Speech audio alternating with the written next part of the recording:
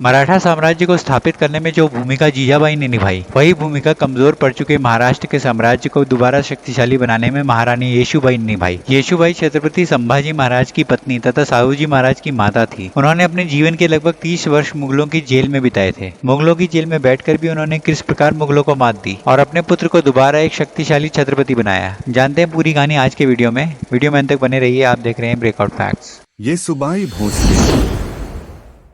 छत्रपति शिवाजी की मृत्यु के उपरांत उनके द्वारा स्थापित हिंदू महाराष्ट्र पर संकट के बादल छाने लगे थे। अब तक जिन चरित्रवान और देशभक्त नेताओं के हाथ में महाराष्ट्र का सूत्र संचालन हो रहा था, वे तीनों अपने आप में निष्कलंक थे। समर्थ गुरु रामदास, छत्रपति शिवाजी और माता जीजाबाई तीनों की छत्रछाया वीर मराठों के सिर से उठ चुकी थी। शिवाजी का उत्तराधिकारी संभाजी अपनी विलासिता के कारण शिवाजी के लिए भी सरदर्द बन गया था। शिवाजी ने उसके आचरणों से तंग आकर उसे पल्हाना के दुर्ग में कैद कर रखा था। यूं वीरता और राज्य संचालन में वो पूरी तरह से निपुण था, पर अपनी इस कमजोरी के कारण वो यशस्वी नहीं बन सका। शिवाजी की मृत्यु के उपरांत उनके उत्तराधिकारियों में देशभक्ति के स्थान पर व्यक्तिगत महत्वाकांक्षाएं जागने लगी थी। महाराष्ट्र की इस बिगड़ती स्थिति को अपने त्याग और तप से जिन थोड़े से व्यक्तियों ने संभाला, उसमें संभाजी की पत्नी येशुबाई का नाम सबसे ऊपर आता है। इतिहास में ऐसे अनेक प्रसंग आते हैं जहाँ पद भ्रमित पति को सती, साध्वी और विवेकशील पत्नी ने सत्य पथ पर आरूढ़ किया। संभाजी को भी एक लंपट व्यक्ति से ऊपर उठाकर यशस्वी बनाने में येशुबाई का ही हाथ था। उनके ही सत्य यत्नों से संभाजी ने आगे चलकर बलिदान का जो आदर्श प्रस्तुत किया, वह हमारे इतिहास में गौरव की वस्तु तो है ही, साथ ही इस तथ्य का परिचायक भी है कि बुरा से बुरा व्यक्ति भी यदि उसकी आत्मा जाग उठे तो आदर्शपूर्ण कार्य संपादित कर सका है। शिवाजी की मृत्यु के उपरांत संभाजी छत्रपति बने। उनके और उनके भाई राजा राम के बीच छत्रपति पद को लेकर संघर्ष भी चला। उस अवसर पर संभाजी ने राजा राम के समर्थकों की हत्या करवाने का प्रयास भी किया। अपने पति के इन निंदनीय कार्यों का येशुबाई ने विरोध किया, उन्हें खूब ऊंच नीच समझाया, उनके पिता के आदर्श स्मरण कराए।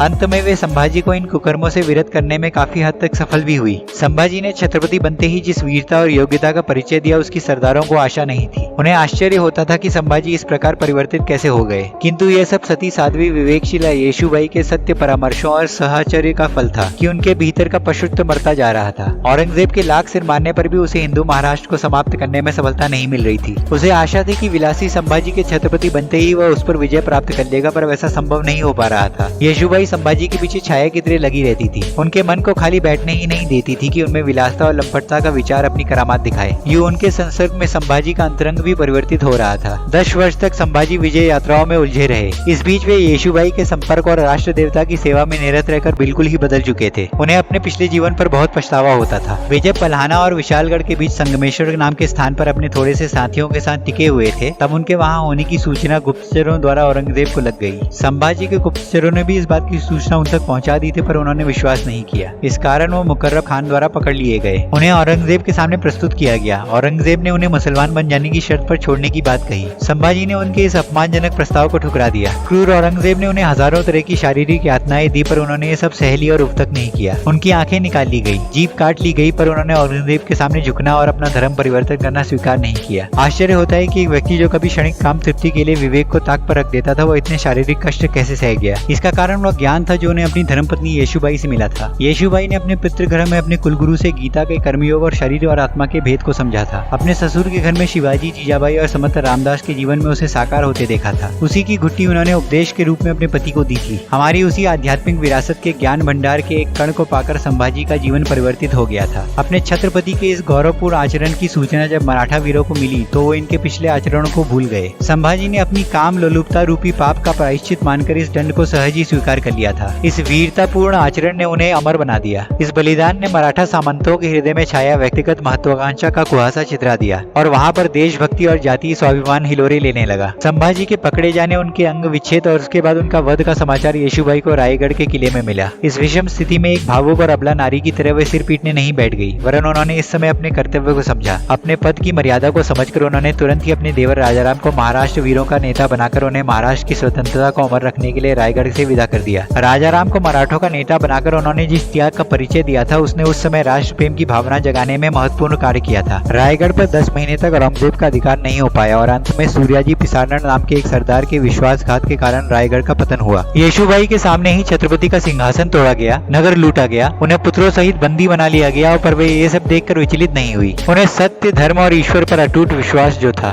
16 वर्ष तक वे अपने पुत्रों के साथ दिल्ली में मुगल सम्राट के द्वारा नजरबंद रखी गई। इसमें भी उन्हें महाराष्ट्र का हित ही नजर आ रहा था। उन्हें विश्वास था कि ऐसी स्थिति में स्वाभिमानी मराठी निश्चय ही अपने देश और अपनी राज्य माता के लिए संगठित होकर उन्हें छुड़ाने का और महाराष्ट्र को सबल बनाने का प्रयास अवश्य करेंगे। दिल्ली रहते हुए भी उन्होंने अपने दो विश्वस्त सरदारों भत्ताजी हुल्लरे और बंकी गायकवाड़ के द्वारा संदेश और मार्गदर्शन प्रदान करते हुए महाराष्ट्र को शक्तिशाली बनाया। औरंगजेब टक्कर मारता ही रहा पर उसे कहीं सफलता नहीं मिली। उन्हीं ने राजा राम को विशालगढ़ से हटकर जिंजी पहुंचकर राज्य चिन्ह धारण कर और छत्रपति बनकर राज्य रक्षण की प्रेरणा दी। राजा राम छत्रपति बने।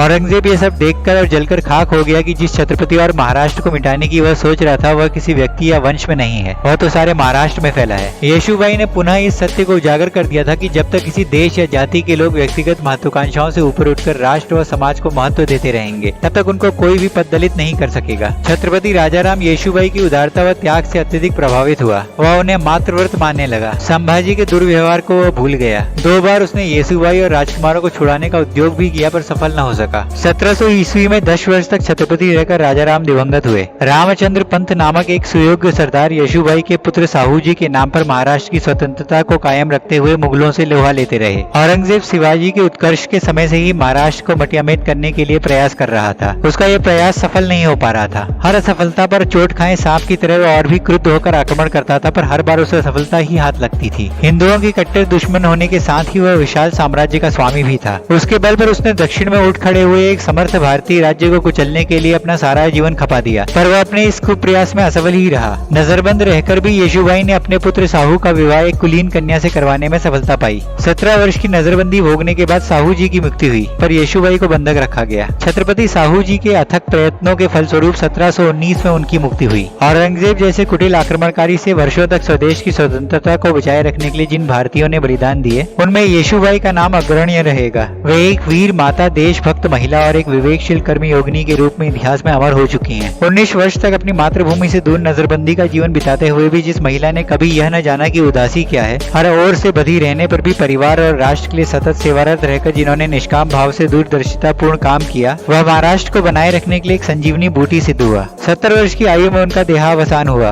उनका जीवन भारतीय महिलाओं के लिए युगों तक आदर्श का काम करेगा। आज के वीडियो में इतना ही। अगर वीडियो पसंद आया तो इसे अपने दोस्तों के संग शेयर करें, वीडियो को लाइक करें और चैनल अब तक सब्सक्राइब नहीं किया है तो सब्सक्राइब करें और बेल आइकन को दबाएं ताकि आपको हमारे नए आने वाले वीडियोस का नोटिफिकेशन सबसे पहले मिल जाए। मिलते हैं अगले वीडियो में, तब तक अपना ख्याल रखिए।